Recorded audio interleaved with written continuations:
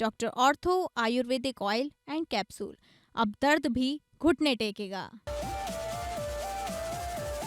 छात्रों की गूंज में राहुल ने मनुस्मृति पर साधा निशाना, कहा महिलाओं को दबाने की सोच मनुस्मृति की मानसिकता से आती है।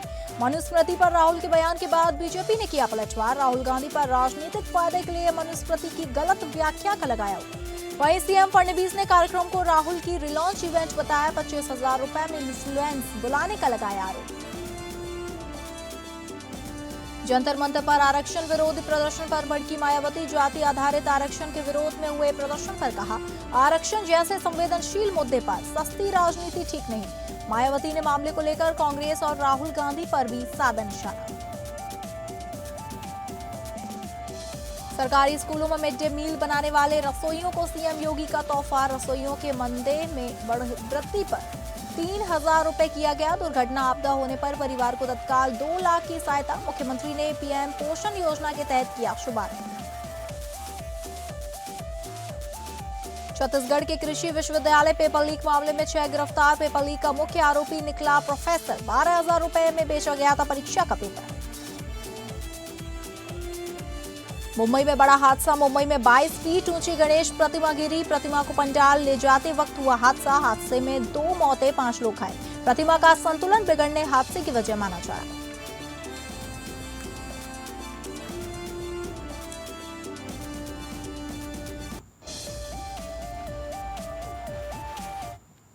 नमस्कार, आप सभी का बहुत स्वागत है और मैं हूं आपके साथ अंकिता सिंह। शुरुआत करेंगे बुलेटिन की। राहुल गांधी ने शनिवार को पुणे में छात्रों की गूंज कार्यक्रम में महिलाओं की आजादी और पितृसत्ता के मुद्दे पर 1 घंटा 16 मिनट की बात की। उन्होंने कहा कि महिला की पहचान उसके पिता, पति या बेटे से नहीं होती, बल्कि उसकी पहचान होती है। मनुस्मृति का जिक्र करते हुए महिलाओं को पिता, पति और बच्चों की संपत्ति मानने वाली सोच को शर्मनाक बताया। उन्होंने कहा कि महिलाओं को दबाने और उन्हें उनके अधिकारों से वंचित रखने की सोच मनुस्मृति की मानसिकता से आती है। अब भारतीय जनता पार्टी ने राहुल गांधी के बयान पर तीखा हमला बोला है। बीजेपी नेताओं ने आरोप लगाया कि राहुल गांधी और कांग्रेस पार्टी राजनीतिक फायदे के लिए प्राचीन ग्रंथों को आधा अधूरा और तोड़ मरोड़ कर पेश कर रही है। वहीं महाराष्ट्र के मुख्यमंत्री देवेंद्र फडणवीस ने आरोप लगाया है कि पुणे में कांग्रेस नेता राहुल गांधी का छात्रों के गूंज कार्यक्रम असल में छात्रों का कोई आयोजन नहीं था, बल्कि विवाद पैदा करने और राहुल गांधी को रीलॉन्च करने के मकसद से किया गया एक राजनीतिक कार्यक्रम था। उन्होंने आरोप लगाया कि सोशल मीडिया इन्फ्लुएंसर्स को इस कार्यक्रम में रुपए देकर बुलाया गया। You do not belong to anybody except yourself. You have a relationship with your father. You have a relationship with your brother. You have a relationship with your husband. You have a relationship with your son. But you do not belong to them. You belong to yourself. And I'd like to listen to you. Uttar Pradesh सरकार ने PM पोषण योजना के अंतर्गत परिषदीय और added विद्यालयों में कार्यरत रसोइयों के लिए बड़ी पहल की है। इसके तहत रसोइयों को स्वास्थ्य सुरक्षा और मानदेय वृद्धि का लाभ प्रदान किया गया है। आज मानदेय में वृद्धि कर 3,000 किया गया। वहीं रसोइयों को सामाजिक सुरक्षा की गारंटी दी जा रही है। कोई दुर्घटना, आपदा होने पर परिवार को तत्काल 2 लाख की सहायता प्राप्त होगी। मुख्यमंत्री योगी आदित्यनाथ ने लखनऊ में आयोजित रसोइया सम्मान समारोह में इस योजना का शुभारंभ किया। मुख्यमंत्री ने इंदिरा गांधी प्रतिष्ठान में आयोजित कार्यक्रम में रसोइयों को सांकेतिक कैशलेस चिकित्सा कार्ड वितरित किया। कार्यक्रम के दौरान जनप्रतिनिधियों और अधिकारियों ने सरकार के इस कदम की सराहना की और उन्होंने कहा कि कैशलेस चिकित्सा कार्ड मिलने से रसोइयों और उनके परिवारों को बीमारी के समय इलाज के लिए आर्थिक तंगी का सामना नहीं करना पड़ेगा। कार्ड मिलने पर उपस्थित रसोइयों ने भी खुशी व्यक्त की।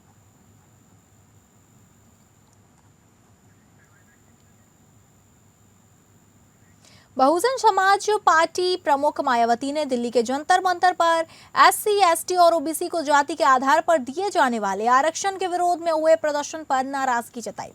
उन्होंने आर्थिक आधार पर आरक्षण लागू करने की मांग को गलत बताते हुए कहा कि आरक्षण जैसे संवेदनशील मुद्दे पर सस्ती राजनीति नहीं होनी चाहिए। मायावती ने इस मामले को लेकर कांग्रेस और राहुल गांधी पर भी निशाना साधा। उन्होंने कहा कि एससी, एसटी और ओबीसी समाज को संविधान के तहत मिले आरक्षण के खिलाफ किसी भी तरह की मांग उचित और देश हित में नहीं है। मायावती ने कहा कि सदियों से जातिवाद और सामाजिक भेदभाव का सामना कर रहे वर्गों के लिए आरक्षण की संवैधानिक व्यवस्था जरूरी है। उन्होंने आर्थिक आधार पर आरक्षण और गरीबी उन्मूलन योजनाओं के क्रियान्वयन पर भी सवाल उठाते हुए सरकारी व्यवस्थाओं में भ्रष्टाचार और खामियों का आरोप लगाया। बसपा सुप्रीम प्रमुख ने लोगों से आरक्षण जैसे संवेदनशील मुद्दे पर सस्ती राजनीति न करने की अपील की है। साथ ही उन्होंने कांग्रेस नेता राहुल गांधी पर निशाना साधते हुए जंतर मंतर पर चल रहे प्रदर्शन को लेकर उनकी भूमिका पर सवाल खड़े किए और कांग्रेस पर आरक्षण विरोधी मानसिकता रखने का आरोप लगाया।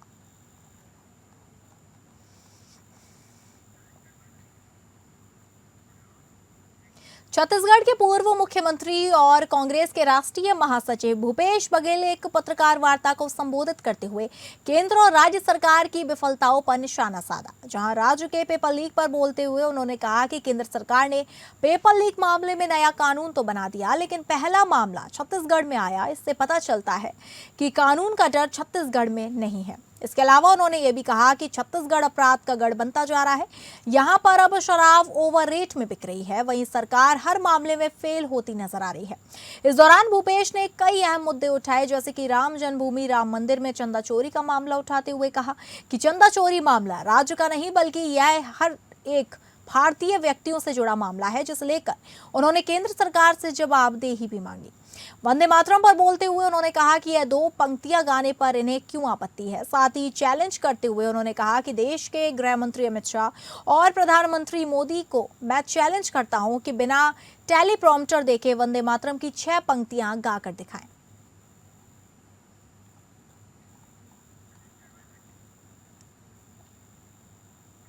बिहार के मुजफ्फरपुर में दबंगई का बड़ा मामला सामने आया है। लोजपा का झंडा लगी 20 गाड़ियों के काफिले के साथ पहुंचे विधायक के भाई और उनके सहयोगियों पर जमीन पर जबरन कब्जे और तोड़फोड़ का गंभीर आरोप लगा है। बताया जा रहा है कि मुजफ्फरपुर के अहिल्यापुल क्षेत्र में लोजपा झंडा लगी गाड़ियों में सवार होकर दर्जनों की संख्या में पहुंचे लोगों ने जमकर हंगामा किया। आरोप है कि सीतामढ़ी के बेलसंड से लोजपा विधायक अमित कुमार रानू के भाई और सहयोगियों ने जमीन पर कब्जे की नीयत से गाड़ियों का काफिला उतारा और वहां बनी बाउंड्री और संपत्ति को क्षतिग्रस्त कर दिया। मामले की जानकारी मिलते ही पुलिस हरकत में आई और छानबीन शुरू कर दी। इससे पहले पुलिस ने विधायक के मुजफ्फरपुर स्थित आवास पर भी सर्च ऑपरेशन चलाकर कई संदिग्ध जमीन के कागजात और स्टाम्प पेपर जब्त किए थे। पुलिस अधिकारियों का कहना है कि कानून हाथ में लेने वाले किसी भी आरोपी को बख्शा नहीं जाएगा। थाना अंतर्गत झापहा उड़नडीह में एक मामला दर्ज हुआ था। इसमें जो वहाँ लोग रह रहे हैं 50 की संख्या में, तो कुछ का जो निर्माणाधीन है और कुछ का जो जो बाउंड्री किया हुआ उसको तोड़ने का ये जो कार्य किया गया था इन अपराधियों द्वारा।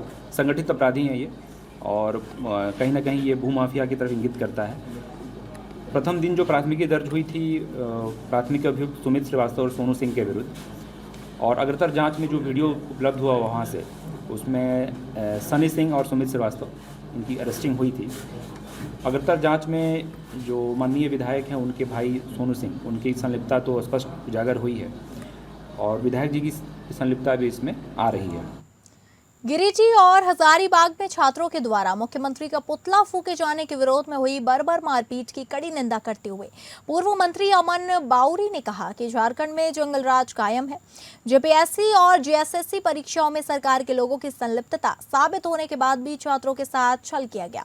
पूर्व मंत्री ने आरोप लगाया कि हेमंत सोरेन ने षड्यंत्र रचकर छात्रों को छलने का काम किया। कांग्रेस नेता राहुल गांधी के इशारे पर झामुमो के गुंडों ने जिस तरह गिरिडीह और हजारीबाग में छात्रों के साथ मारपीट की है वह सरकार की गलत नीतियों को दर्शाता है। उन्होंने कहा कि हेमंत सोरेन को स्वीकार करना चाहिए कि उनके लोगों ने मारपीट की है या फिर दोषियों के खिलाफ कानूनी कार्रवाई करे। अमर बाउरी ने कहा कि पूरे झारखंड में भ्रष्ट सरकार चल रही है। उन्होंने कांग्रेस पर आरोप लगाते हुए कहा कि कांग्रेस झारखंड में छात्रों के आंदोलन में बहरूपीय का किरदार निभा रही है और भोले भाले छात्रों को बेवकूफ बना रही है। झारखंड प्रदेश में जो देखने को मिला, रात तक जो चित्र, जो दृश्य पूरी दुनिया ने देखा, उससे एक बात साबित हो गई है कि झारखंड में अब लोक राज्य नहीं है, लोकतंत्र नहीं है। झारखंड में जंगल राज पूरी तरह से कायम हो गया है। राज्य की जो सरकार है और इस सरकार में जो पार्टियां हैं, झारखंड मुक्ति मोर्चा, कांग्रेस और आरजेडी, केंद्र में विपक्ष के रूप में ये सभी लोग इस बात को लेकर के लगातार मोदी सरकार पर आक्रमण रहते हैं कि भाई हमें विरोध का अधिकार है। बाबा साहेब आम्बेडकर का नाम लेते हैं, संविधान की कॉपियां लेते हैं, भद्दी भद्दी गालियां देते हैं, उनके मरी माता पर टिप्पणियां करते हैं। झारखंड मुक्ति मोर्चा ने जेपीएससी जेएसएससी से जुड़े छात्र आंदोलन में भाजपा के शामिल होने और उसे राजनीतिक रंग देने का कड़ा विरोध किया। झामुमो नेताओं का आरोप है कि भाजपा छात्रों की आड़ में अपनी राजनीतिक जमीन तलाश रही है और राज्य की शांति व सामाजिक ताने बाने को बिगाड़ने की कोशिश कर रही है। Media panelist doctor Neelam Mishra का कहना है कि भाजपा हेमंत सरकार से डरी हुई है। भाजपा का मकसद शुरू से ही जात पात धर्म के नाम पर उन्माद फैलाना रहा। छात्र आंदोलन के बहाने झारखंड में भाजपा जिस प्रकार से उन्माद फैलाने का काम कर रही है वह बहुत गलत है। कि भारतीय जनता पार्टी इतनी डरी हुई क्यों है? हमेशा उन्माद फैलाना, धर्म और जाति का उन्माद फैलाना, दूसरे के आंदोलन को अपना आंदोलन बताना। आपको पता होगा कि इस आंदोलन के आड़ में भारतीय जनता पार्टी जिस प्रकार से झारखंड में उन्माद फैलाने का कोशिश जो कर रही है, बहुत बहुत गलत अंजाम होने जा रहा है। के कंधे पे बंदूक रखकर भारतीय जनता पार्टी पीछे से राजनीति कर रही है। छात्रों ने आंदोलन किया और हमारे माननीय मुख्यमंत्री ने उनकी मांगों को सहज स्वीकार करते हुए उन्होंने जो छात्र की मांग थी कि आप जो है जेपीएससी का को रद्द करें। लखनऊ के केजीएमयू में एमबीबीएस से इंटर्न छात्रों की स्टाइपेंड बढ़ाने की मांग को लेकर भूख हड़ताल दूसरे दिन भी जारी है। छात्र मौजूदा 12,000 रुपए मासिक स्टाइपेंड को बढ़ाकर 30,000 रुपए करने की मांग कर रहे हैं। छात्रों का कहना है कि उन्हें मिलने वाला स्टाइपेंड मजदूरों की दिहाड़ी से भी कम है।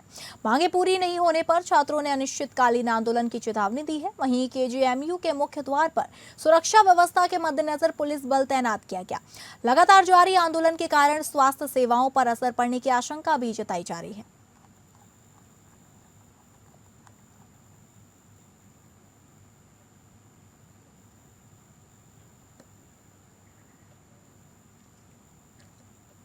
अगली खबर मथुरा से है, जहां मथुरा के थाना वृंदावन क्षेत्र स्थित राजकीय बालिका संरक्षण गृह में करीब 14 वर्षीय बालिका की संदिग्ध परिस्थितियों में मौत से हड़कंप मच गया। मामले में पुलिस ने जांच तेज कर दी है और संरक्षण गृह में हो रह रही 2 किशोरियों की भूमिका की जांच जारी है। पुलिस के अनुसार मृत बालिका अपने कमरे के अटैच्ड बाथरूम में 2 अन्य बालिकाओं के साथ गई थी।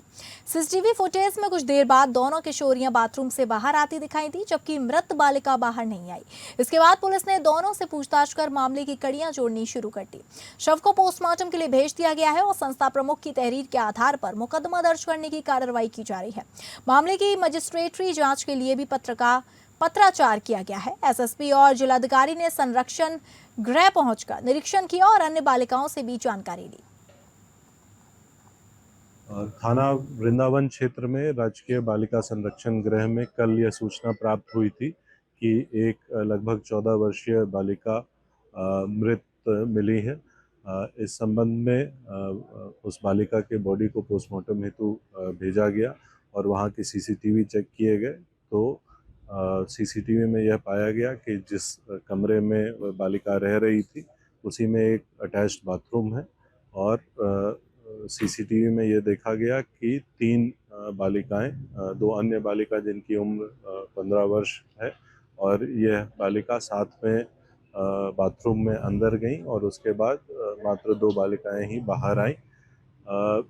जब उन अन्य बच्चियों से पूछताछ की गई तो उनके द्वारा इस बच्ची के साथ घटना करना बताया गया है।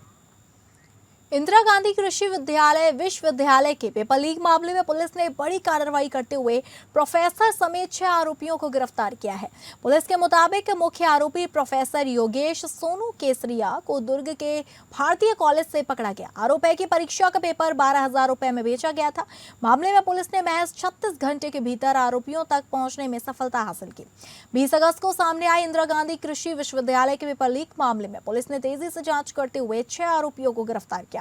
गिरफ्तार आरोपियों में प्रोफेसर योगेश सोनू केसरिया को पुलिस मुख्य आरोपी बता रही है। जांच के दौरान पुलिस को यह भी जानकारी मिली कि पेपर लीक करने के लिए एंडोस्कोपी कैमरा सहित मेडिकल इक्विपमेंट्स का इस्तेमाल किया गया था। मामले में पुलिस ने तकनीकी साक्ष्यों और जांच के आधार पर कार्रवाई करते हुए दुर्ग स्थित भारतीय कॉलेज से मुख्य आरोपी प्रोफेसर को गिरफ्तार किया। फिलहाल पुलिस गिरफ्तार सभी आरोपियों से पूछताछ कर रही है और पेपर लीक की पूरी कड़ी, इसमें शामिल अन्य लोगों और आर्थिक लेन देन को लेकर जांच आगे बढ़ाई जा रही है। है उसके नीचे से वो छोटा सा ये जो एड्ज है उसमें से छोटा सा छेद करके वो जो कैमरा है इसमें घुसा के फिर पूरा अंदर तक ले जाके एक एक वर्ड उसको खुद ही बोल रहा है कि मेरे को 3-4 घंटा लगा है वो 15 क्वेश्चंस को समझने में और लिखने में पूरा। तो एक एक वर्ड वो स्कैन करते करते करते पूरा पेपर को जो है लीक किया एक ही पेज सिंगल पेज इस टाइप के जो पेज थे ना इसमें फ्रंट पेज में था पूरा 15 नहीं, एक्चुअल में 18 क्वेश्चन होते हैं।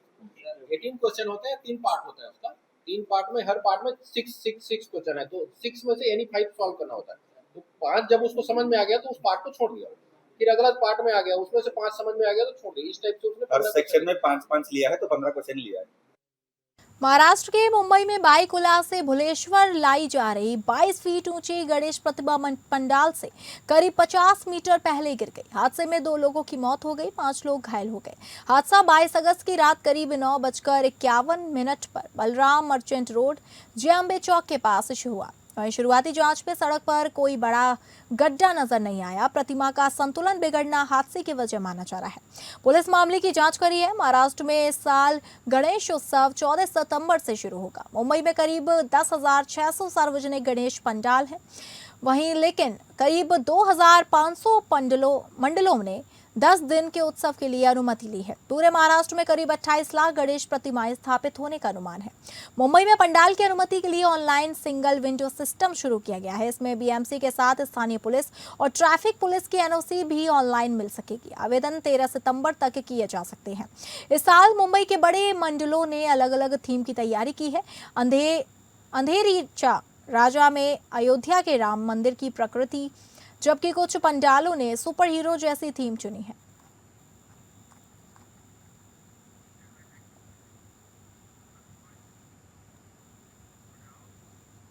धनबाद के झरिया में एक बार फिर भूस धनसान ने लोगों की चिंता बढ़ा दी है।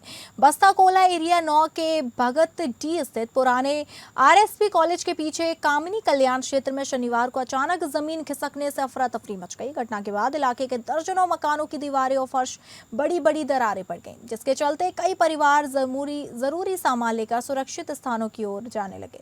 स्थानीय लोगों ने क्षेत्र में हो रही हैवी ब्लास्टिंग को भूस धनसान का कारण बताया और ब्लास्टिंग पर तत्काल रोक लगाने की मांग को लेकर सड़क जाम कर विरोध प्रदर्शन किया। लोगों का कहना है कि लगातार कंपन से जमीन कमजोर हो गई है और मकान क्षतिग्रस्त हो रहे हैं। इस घटना ने लोगों को वर्ष 2017 के भू धनसान की घटना की भी याद दिला दी। सूचना मिलने पर बस्ता कोला एरिया के महाप्रबंधक एसके गायकवाड़ और धनबाद के मेयर संजीव सिंह ने मौके पर पहुंचकर प्रभावित क्षेत्र का निरीक्षण किया। बीसीसीएल प्रबंधन ने गंभीर रूप से प्रभावित परिवारों को सुरक्षित स्थानों और खाली क्वार्टरों में शिफ्ट करने की प्रक्रिया शुरू कर दी। वहीं मेयर ने क्षतिग्रस्त पाइपलाइनों की मरम्मत कराने और ब्लास्टिंग को लेकर कार्रवाई की चेतावनी दी है। फिलहाल प्रशासन और बीसीसीएल प्रभावित क्षेत्र पर नजर बनाए हुए है। लोगों को सुरक्षित स्थानों पर पहुंचाने का काम जारी है। जान बचाना है ना कि किसी तरह से रात में अगर धस जाएगा, देखिए कहां से कहां तक फटा हुआ है, कहां जाए लोग समझ में नहीं आ रहा है। अभी बगल के पड़ोसी के यहाँ सामान रख रहे हैं, वही हम लोग घर फट गया। अब हम लोग कहाँ जाएंगे रात को? बाल बच्चा ले जाएंगे। मैंने अपनी टीम को वहां पर भेजा है निरीक्षण के लिए और मुझे बताया गया है कि पुराना आरएसपी कॉलेज है, उसके पीछे जो बसाहट है उसके एक घर में 2-3 कमरों में दरार आई। अब जैसा कि आप जानते हैं कि ये घटना लगभग 4:30-5 बजे की है। देखिए, जो अभी जो 2-3 घर है जिसमें ज़्यादा क्षतिग्रस्त है और उसमें दरार पड़ी, हम लोग उसको खुद देखे हैं। तो उन परिवारों को बगल में यहीं अभी तत्काल जो है बीसीसीएल के क्वार्टर में शिफ्ट कराने का वो हम लोग तैयारी कर रहे हैं। अभी हम लोग जाके क्वार्टर देख भी रहे हैं। बोकारो जिले के कसमार प्रखंड में शिक्षा व्यवस्था की एक हैरान करने वाली तस्वीर सामने आई है। यहाँ एक ऐसा सरकारी विद्यालय है जहाँ पूरे स्कूल में सिर्फ एक छात्रा पढ़ती है। उसके लिए रोज स्कूल खुलता है, शिक्षिका पढ़ाने आती है और मिड डे मील भी तैयार होता है। मामला कसमार प्रखंड की टांग टोना पंचायत स्थित नव प्राथमिक विद्यालय जारा का है। यहाँ चौथी कक्षा में सिर्फ वर्षा कुमारी नाम की एक छात्रा नामांकित है। वर्ष 2015 में इस स्कूल में 10 से ज्यादा बच्चे पढ़ते थे, लेकिन धीरे धीरे सभी बच्चे निजी स्कूलों की ओर चले गए और अब स्कूल में सिर्फ एक छात्रा रह गई है। बोकारो जिले के कसमार प्रखंड के नव प्राथमिक विद्यालय जारा में इन दिनों स्कूल की पूरी व्यवस्था महज एक छात्रा के लिए चल रही है। उसके लिए शिक्षिका अकेले पढ़ाती है और रसोइया सिर्फ उसी के लिए मिड डे मील तैयार करती है। उनका कहना है कि बच्ची आती है तो उसे पढ़ाया जाता है, लेकिन स्कूल में बच्चों की संख्या नहीं होने से शिक्षिका भी चाहती है कि इस विद्यालय को नजदीक से किसी दूसरे विद्यालय के साथ संचालित किया जाए। जानकारी के अनुसार शिक्षिका के वेतन, रसोइया के मानदेय, मिड डे मील और विद्यालय के रखरखाव समेत इस एक छात्रा की प्राथमिक शिक्षा पर हर महीने करीब 40 से 50 हजार रुपए खर्च होने का अनुमान है। शिक्षा विभाग के नियमों के तहत कम छात्र संख्या वाले विद्यालयों को नजदीकी विद्यालय के साथ टैग या विलय किया जा सकता है। एक तरफ सरकार सरकारी स्कूलों में बच्चों की संख्या बढ़ाने और शिक्षा व्यवस्था को बेहतर बनाने पर जोर दे रही है, तो दूसरी तरफ बोकारो के इस स्कूल की तस्वीर कई सवाल खड़े कर रही है। सर, हम लोग तो टीचर 2 थे, तो उनको क्या कहते हैं ई करके ले गया हरिजन टोला और हम बच गए अकेले। यहाँ बच्ची जो है अकेले थी, इसीलिए हम भी अकेले रह गए और पता नहीं, बार बार तो लिख करके दे रहे हैं तो सुनवाई तो नहीं हो रहा। यहाँ का ग्रामीण लोग जो है प्राइवेट स्कूल में दे दिए बच्चा को, 2-4 गो था। यहाँ तो बच्चा है नहीं, 2-4 गो बच्चा है। तो फिलहाल इस बुलेटिन में इतना ही। नमस्कार।